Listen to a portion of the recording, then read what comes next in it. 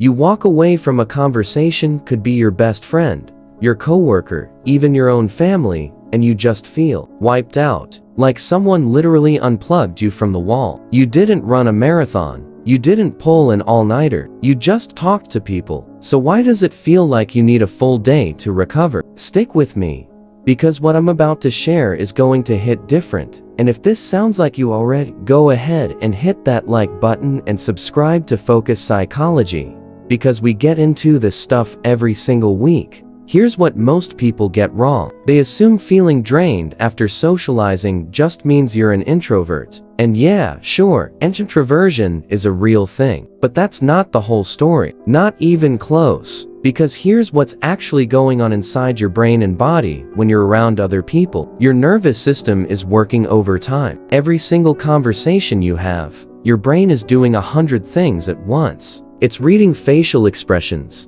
It's tracking tone of voice. It's predicting what the other person might say next. It's monitoring how they feel about what you just said. And on top of all that, it's managing what you show on the outside. That's a massive amount of processing happening in real time, every single time you open your mouth or sit across from another human being. But here's where it gets deeper. For some people, and I mean a lot of people, conversations aren't just mentally tiring, they're emotionally expensive. See, if you grew up in an environment where you had to constantly read the room, where you learned early that keeping the peace was your job, where tension in the air meant you needed to fix something fast, then you didn't just learn how to talk to people, you learned how to perform. And performing is exhausting in a way that resting doesn't always fix. Think about it this way. You ever walk into a room, and within like 30 seconds you already know something's off? You can feel the vibe before anyone says a word. Most people don't catch that, but you do, every single time. And while that might sound like a superpower,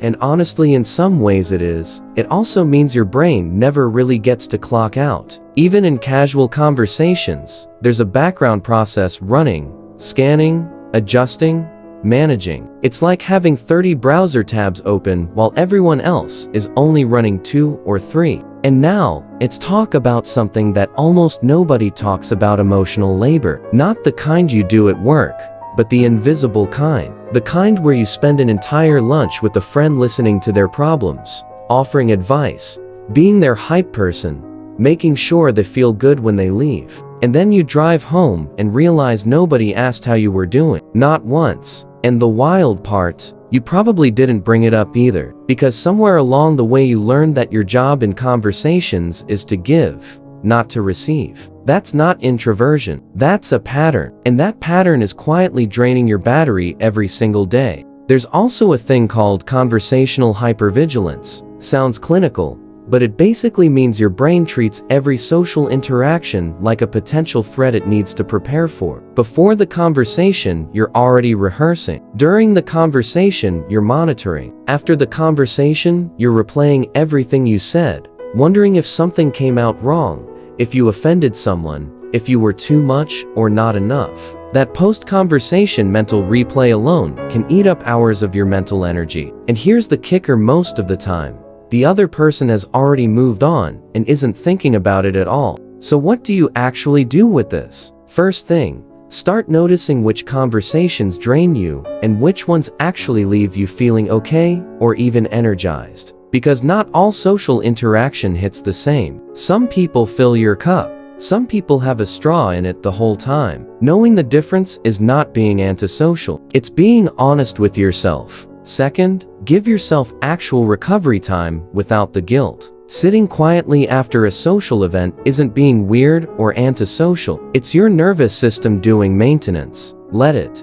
And third, start practicing what it feels like to be in a conversation where you're not managing everyone else, where you actually say what you think, where you take up space. It's going to feel uncomfortable at first, because it's new, but it gets easier. Here at Focus Psychology, we talk about this stuff because it matters, and because most people are walking around exhausted and have no idea why. If this video made something click for you, drop a comment below and tell me, do you feel more drained after certain people or certain types of conversations? I genuinely want to know. And if you think someone in your life needs to hear this, Share this video with them. It might be the thing that helps them finally understand what they've been feeling. We'll see you in the next one.